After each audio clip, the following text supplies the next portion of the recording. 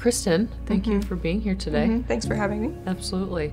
Would you tell us a little bit about your background and your training in your work with human sexuality and couples? Yeah, so I went to Richmond Graduate University here in Chattanooga and specialized in sex therapy during my time there, and fell in love with the program.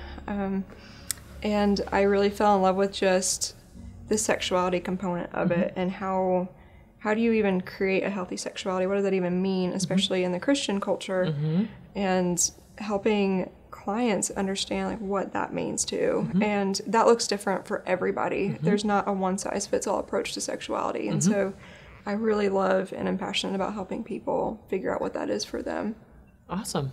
Thank you. So today we've been talking a little bit with Becca and Eric about sexual addiction, how it impacts their partners. Yes. I know you specialize in doing great work with the partners of addicts. So can you tell us a little bit about that work and what you see in people that have experienced a, quote, betrayal trauma? Yeah, so more often than not when a partner calls me, probably the event happened within the last month or so. It's usually pretty recent. And so they are very just surrounded with the trauma and the shock of discovering that their partner, whether they cheated on them, pornography, texting somebody, whatever it is. So a lot of what I do initially is just stabilizing, helping them regulate their emotions. And I call it crazy-making behaviors, just things that they're doing to perpetuate whatever their emotions are.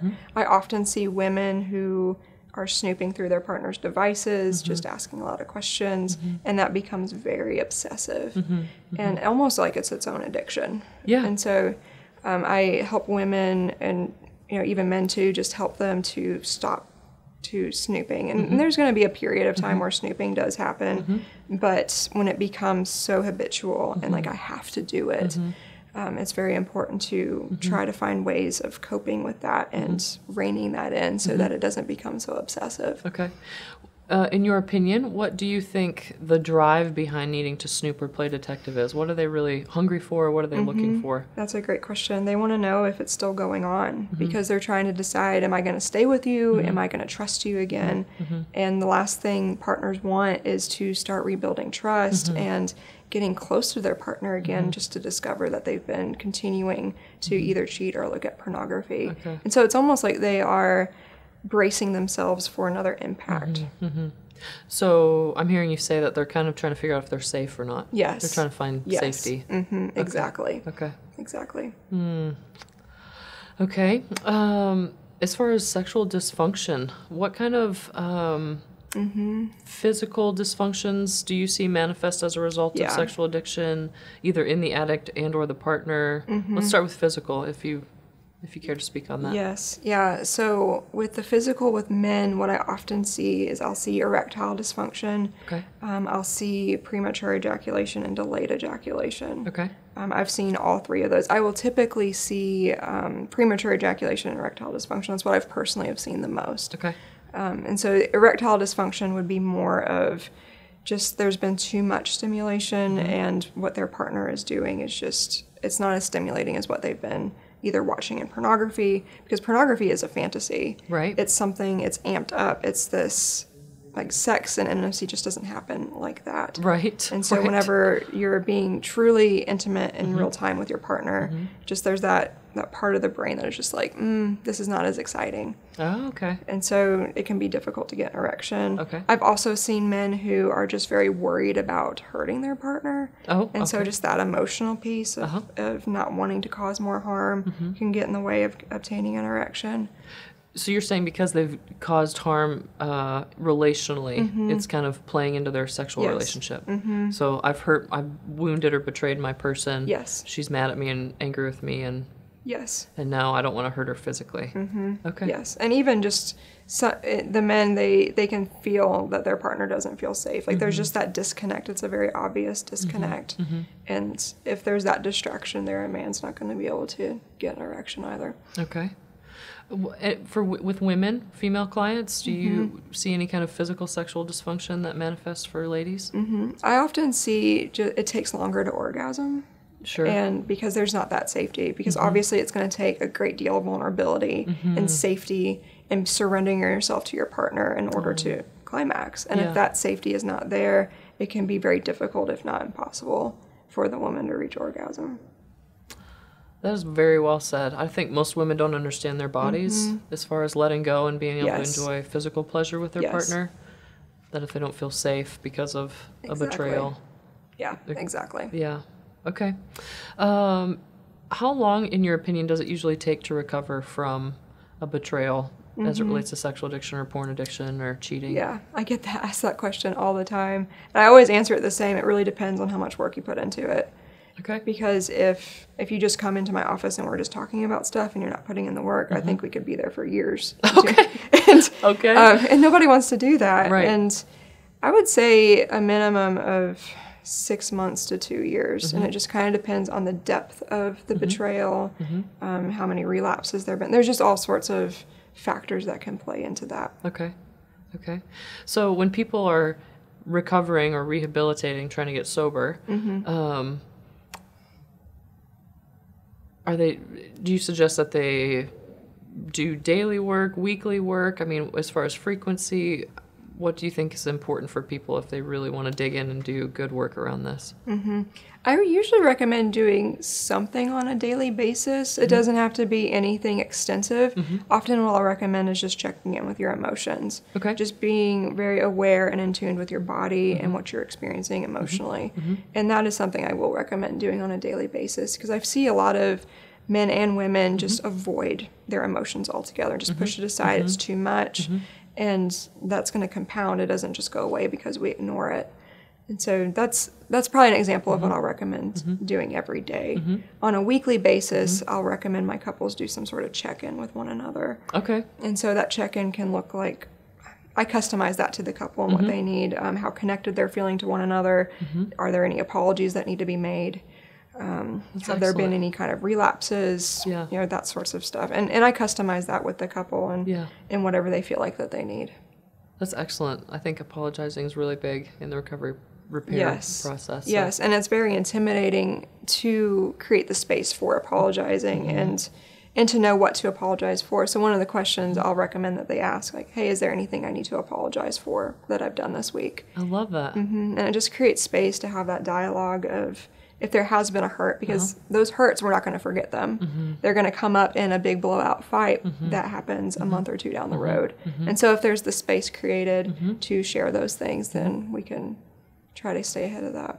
Okay, so Kristin, I know you have a background in working with trauma, and you're talking about the emotional regulation and emotional intelligence and the partners feeling betrayed and how that can manifest in sexual dysfunction. Yes. Do you have specific tools or outlines that you use to work through that trauma with your clients? And if so, what does that include? Yes. So once I feel like I've gotten my client to an emotionally stable place, I really recommend doing something called EMDR. Okay. And EMDR is just this really great tool for processing trauma. EMDR stands for eye movement desensitization reprocessing. Okay.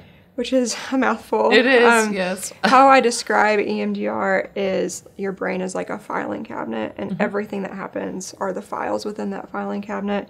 And when something disturbing or traumatic happens, our brain will misfile that. And your brain is trying to close the door, and it just can't. And so it gets jammed, and that's where maybe nightmares happen. That's where obsessive thinking can happen, because your brain is trying to heal itself. Yes. And overall, our brains are really good at doing that. Yeah. And so there's a part of our brain that's only active during REM sleep. Okay. And REM sleep is when our eyes move rapidly back and forth. And that's when your brain processes stuff like this. And so if everything happens like you have a normal, typical day, your brain will file it away. Not a big deal.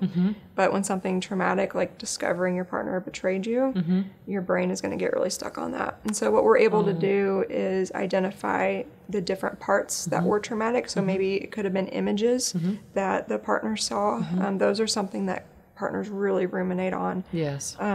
It could be like looking people up on Facebook, or I mean, there's all sorts of things that women get stuck on. Sure. And typically, like when they found out what that was like, they any partner I talk to, they always remember what that was like.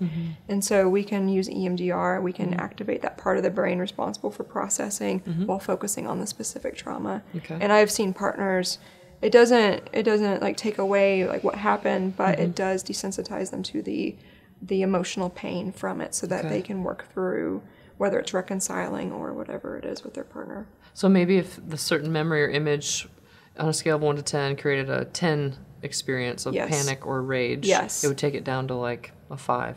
It could take it down to a 0 or a 1. Oh, wow. I try to go for a 0. Okay. And sometimes I can just get it down to a 1 because it is something that's heartbreaking. And sometimes we just can't get it down to a 0. But I can almost always at least get it down to a 1. Whoa. That's amazing. Yes. And very hopeful. Yes, because a lot of times on a 0 to 10 scale, the whatever is traumatic is up there at the 8+ range. Absolutely. And we're able to get it down to at least a 1. Okay, so it kind of neutralizes the power that has. Yes. And it can be a little more objective and... Yes, and I find that until that is done, moving forward as a couple is very difficult because we just get stuck on the hurt and the betrayal of it. Yeah, so to that, I would ask you, I think a lot of people that are betrayed, they feel like it's their fault. They weren't enough, or they weren't this, or they weren't that. And that could be men or women, because I have men that have lovers that, that have cheated on them, and they feel like they're not enough. So I think we always think it's always the woman that's betrayed, but so that whole not enough, or it's about me and not measuring up. What would you say about that in terms of how that relates to actual addiction? It has nothing to do with the addiction. I mean, it's the I'm not enough belief I find is often already there. And so it's in EMDR we can also address that kind of belief of I'm not enough and look at where it's coming from. And that is a common belief though that I see is I'm not enough. And you're saying that the addiction is its own animal to be kind of tackled, like the addiction has nothing to do with whether or not my partner was enough. No. Yeah. Not typically, no. Okay. Yeah, I think that's really important for people to hear. Yes. Yeah. That absolutely. they're okay. So in your opinion, what's the difference between having a high sex drive versus being addicted to porn and or sex? What's what differentiates those two? Yeah, I think that's a great question. I think also it's important to look at the word drive when we're thinking about this, because drive gives the impression that this is needed for life or death. So like a hunger drive or a thirst drive. Okay. And with sex, we don't technically need sex in order to live. Are you sure? Just kidding. Okay. Maybe in some ways. Depends on who you ask. Depends on who you ask, yeah. But the difference between having a high maybe sexual desire and an addiction is with the desire, it's I want this. I want to connect with my partner. I want to be physical and experience that pleasure. With an addiction, it's more of I need it. I need it. Okay. Yeah. Like a craving. Yes. Okay. Like if I'm craving sugar, if I'm craving... Yes. Okay. And it becomes obsessive, and it won't. Those thoughts won't go away until it's taken care of. Oh, okay. Kind of like with hunger, I guess. Like the feeling of hunger, it's not going to go away until you eat. That's how you would explain sexual addiction? Okay. Yeah. Okay. As far as what you're seeing in the field, male versus female, men versus women, what are you seeing in terms of numbers that are coming in the office or people reaching out for help? Yeah, I personally see primarily men for the addiction side and primarily see women for the partner side. Okay. I have maybe 1 or 2 of the opposite sex in the situations, but it is primarily men with the addiction and the women who are the partners. Okay. Are you noticing a rise in female sexual addiction or porn addiction at all? I am not personally in my caseload. Okay. But I know that there is a rise. I just haven't personally seen it. Okay. Okay. So Kristin, you saying that you're seeing more men, do you think that there's a cultural nuance in terms of if a female feels comfortable seeking help versus a male? And yes, even on whether it's Facebook or Googling like help for sex addiction, it's almost always geared towards the men. And so if I was a woman struggling with sex addiction looking for help, I would think this is a men's problem. Like there's something wrong with me because I'm having this issue. Right. And I think I'd be less likely to seek help for it. Okay. And so I think it's just more culturally acceptable for men to seek help for it at this point. Okay. I think women are struggling with it just as much as men. I think women are just as visual as men are. Preach. Yes. And I think that it's just more acceptable for men to seek help right now. So, Kristin, I think my heart in producing this is I want people to know that there's hope. Yes. And that they have that there's something to work toward. And because you are such an advocate for healthy sexuality and healthy intimacy, I would love it if you could share with the audience a little bit about what does that include and what does that look like? Yeah, so sex addiction is very unique from other addictions like alcohol or substance use, because for those addictions, the goal is sobriety and to never use those substances again. But with sex, it's very different. Right. Is we don't want to go the rest of our lives without sex. And so it's this balance of how do we prune away what's unhealthy and how do we recreate and reclaim what is healthy. Yes. So that there can still be healthy sexuality going on and not the unhealthy behaviors. Do you have a vision that you could kind of cast about what is included in healthy sexuality or healthy intimacy or connection? I think I usually start by looking at what messages people have about sex and sexuality. And so that could be anything from like men need sex, or I have to be submissive to my partner, or whatever those messages are, and look at, are those healthy messages for this person or not? And if not, like, how do we rewrite those messages? Okay. And the trust and the intimacy piece, what would you say about trust and intimacy? I mean, those are key components of a healthy sexuality, because if there's no trust, it's the emotional piece is going to be missing. The spiritual piece is going to be missing. It's just going to be purely physical. And so it's not going to be a complete picture of sexuality. Yeah. And whenever I'm looking at, when I'm working with couples and rebuilding healthy sexuality, it's not just sexuality that's happening inside the bedroom. It's sexuality happening everywhere, like flirting or taking care of one another, doing things for each other, just the kindness. And all of that contributes to what happens inside the bedroom. And so it's important to look at sexuality in a holistic way and not just what happens behind closed doors in the bedroom. Amen.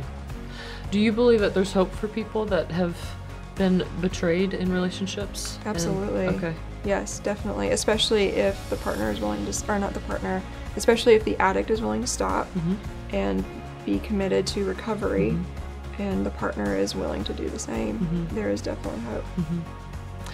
Do you think it's possible to have an even richer, more intimate relationship on the other side of recovery? Yeah, I don't remember who said this. I think it's something like 90% of couples experience deeper and more valuable intimacy post-betrayal than before. So it's definitely possible to experience deeper intimacy after the betrayal. It doesn't seem like it when you're in the midst of discovery and the shock of it, but yeah.